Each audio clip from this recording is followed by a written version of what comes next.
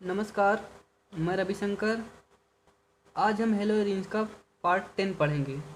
Part 10 में अगला point है राइमर टीमन अभिक्रिया, जो बोर्ड पेपर की दृष्टि से बहुत ही महत्वपूर्ण है।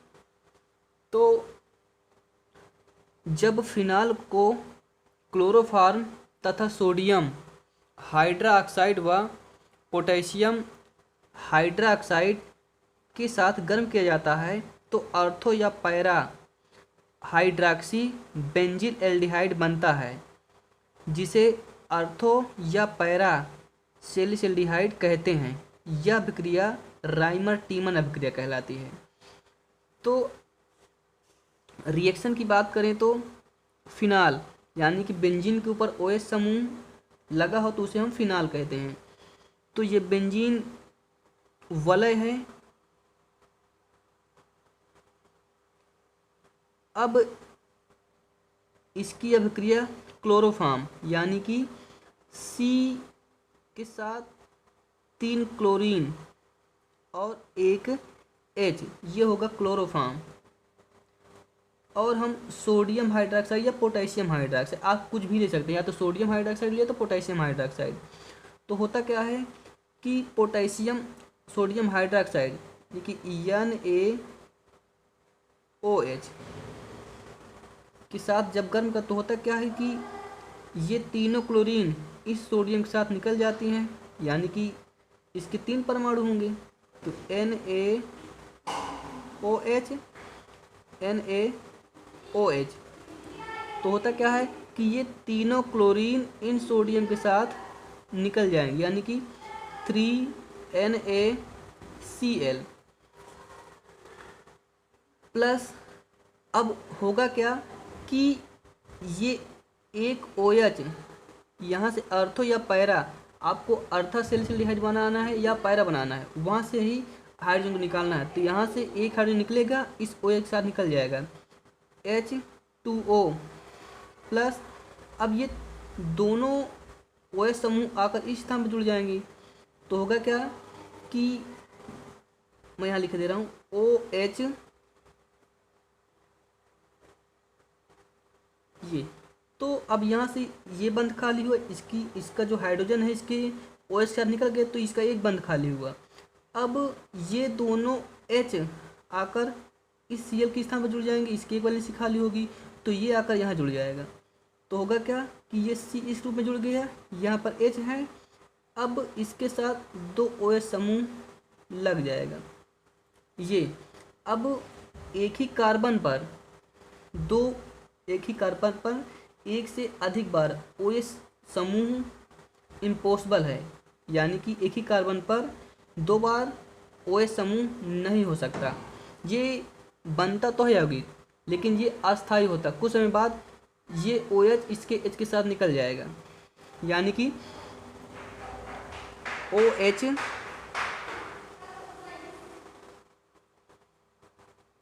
CH और OH को हम सिर्फ गर्म कर देंगे। तो होगा क्या कि ये OH इसके H के साथ निकल जाएगा, H2O प्लस बन जाएगा OH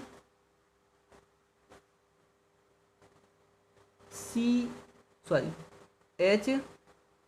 अब यहाँ से ये इसका बंद खाली हुआ, तो होगा क्या कि ये ऑक्सीजन डबल बॉन्ड से जुड़ जाएगा। ये बन जाएगा अर्थो बेंजील एल्डिहाइड। ये बन जाएगा आपका, जो आपका क्वेश्चन कर रहा था, पैरा हाइड्रॉक्सी बेंजील एल्डिहाइड, जिसे हम अर्थो सेलिसल्डिहाइड कहेंगे। अब इसी प्रकार से आप पैरा सेलिसल्डिहाइड बना सकते हैं, जैसे कि यहाँ से अर्थो पर बनाए, आप पैरा पर भी ऐसे ही कर सकते हैं, ऐसे ही प्रैक्टिस कर सकते हैं।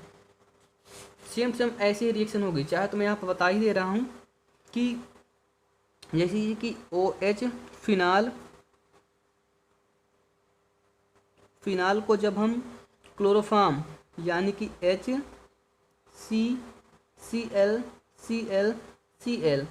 को 3 टाइम NaOH अभिक्रिया कराएंगे, तो ये तीनों क्लोरीन ये तीनों सोडियम के साथ निकल जाएंगी, यानी कि 3NaCl प्लस ये OH इसके पैरा हाइड्रोजन को लेकर निकल जाएगा, यानी कि H2O प्लस होगा क्या कि ये दोनों OH इसके स्थान पर लग जाएंगी और इसका एक बंद खाली जाकर यहाँ जुड़ जाएगा। तो OH इस सेम आप ऐसे ही इसको लिख दो और उसके बाद होगा क्या कि यहाँ का जो कार्बन है जिसका बंद खाली हुआ तो आप यहाँ जुड़ जाएगी C। अब इसके बाद यहाँ पर H है, आप इसको H लगा दो और 2 स्थान पर OH लगा दो। अब एक ही कार्बन पर 2 बार OH समूह इम्पॉसिबल है, तो होगा क्या, इसको हम सिर्फ गर्म कर देंगे। गर्म करने के पश्चात तो ये है OH और यहाँ पर आपका CHOH OH, सिर्फ आप इसको गर्म कर दो तो क्या कि ये OH इसके H को लेकर निकल जाएगा। तो H2O प्लस OH ये बन जाएगा आपका HC डबल बॉन्ड, ये बन जाएगा पैरा, ये बन जाएगा आपका पैरा सैलिसिल्डिहाइड, पैरा सैलिसिल्डिहाइड।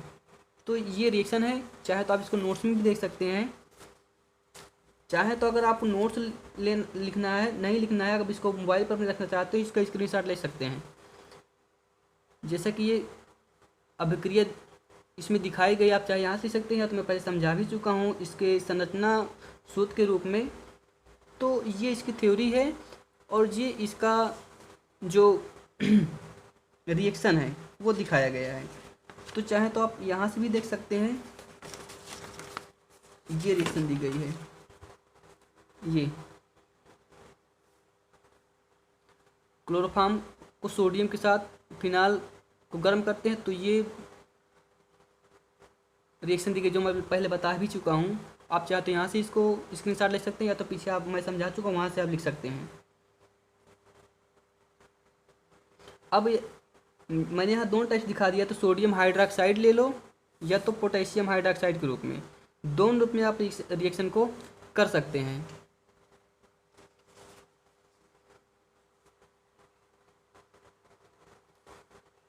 नमस्कार।